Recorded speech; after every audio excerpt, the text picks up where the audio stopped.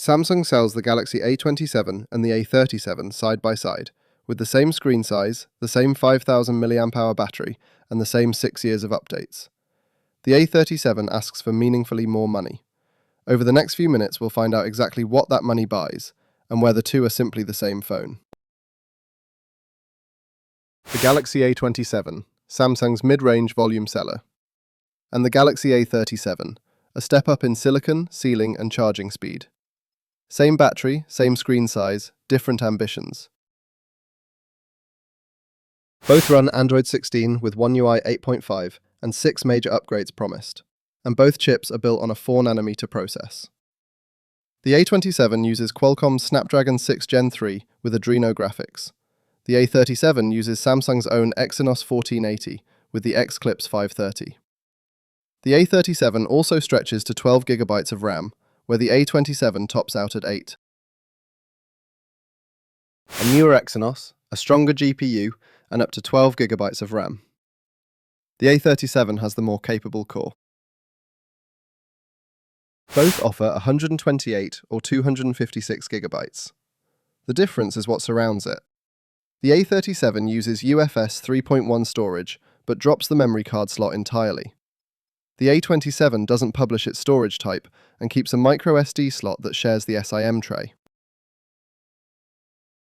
Faster UFS 3.1 storage on the A37, but the A27 is the only one of the two you can expand with a card.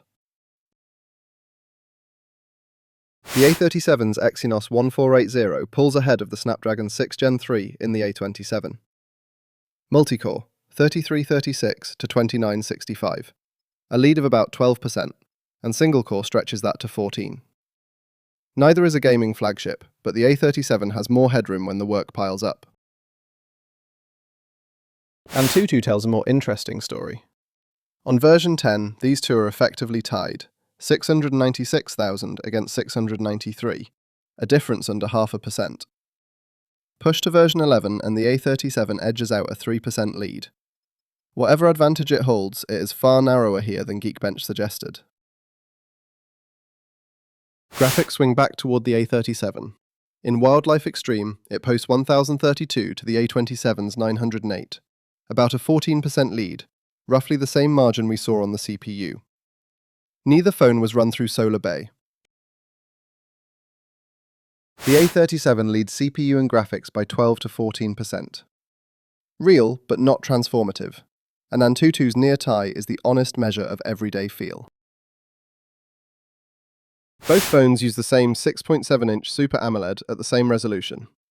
Both refresh at 120Hz, and both sit behind Gorilla Glass Victus Plus. Everything about these panels is matched except one thing, and it matters outdoors. The A37 is rated at 1900 nits peak and 1200 in high brightness mode, and measured just under 1250. Samsung publishes no brightness figure at all for the A27. Identical panels on paper, until you step into sunlight, where the A37 has a measured brightness figure and the A27 has none. The A27 is a 0.5mm shorter at 162.4, and both phones are exactly 78.2mm wide. Front on, these are the same phone. Width is identical, 78.2mm on both, so grip and pocketability come down to thickness and weight. The A27 comes in black, blue, and light pink. The A37 goes moodier, charcoal, grey-green, and light violet. Plastic frames and Gorilla Glass Victus Plus on both, and both score Class B in the freefall test and Class C for repairability. The gap is sealing. The A37 is rated IP68, good for full submersion. The A27's IP64 only handles splashes. Front on, these are the same phone, but the A37 is thinner, lighter, and sealed to IP68, where the A27 stops at IP64. Both lead with a 50-megapixel f1.8 main camera with optical stabilization, but the A37's sensor is far larger, a 1/1.56-inch chip with 1 micron pixels, against a 1/2.76 with pixels barely over half that. Bigger pixels mean more light. The A37 also doubles the ultra-wide to 8 megapixels and the macro to 5, and adds 60 frames per second at 1080. Selfies are 12 megapixels on both. Same headline megapixels, a very different main sensor. The A37 gathers more light, shoots a sharper ultra-wide, and records smoother 1080 video.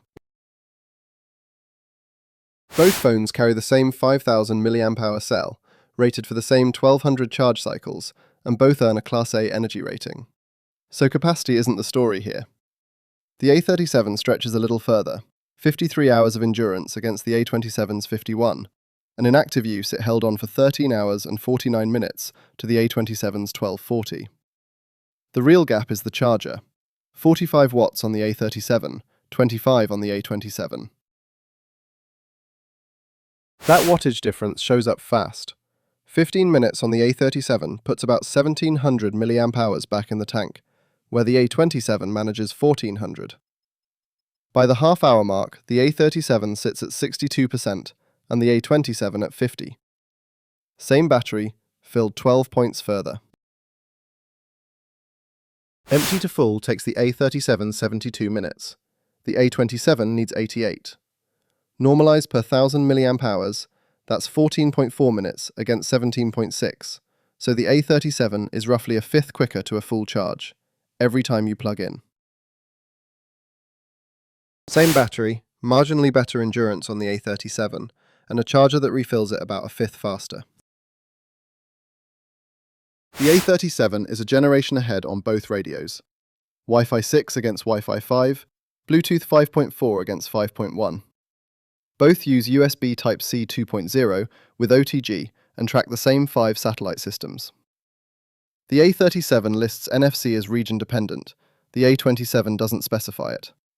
Neither has an infrared blaster. The A37 carries newer Wi-Fi and Bluetooth, and is the only one of the two that confirms NFC.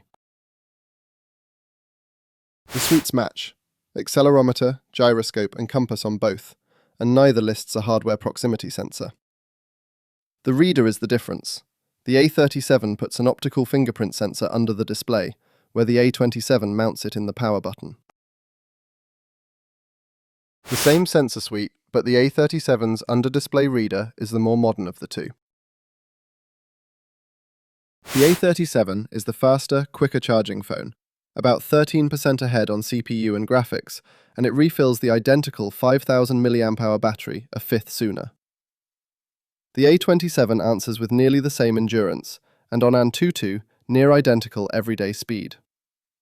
Unless you are chasing frame rates or charging against the clock, the gap is smaller than the spec sheet implies.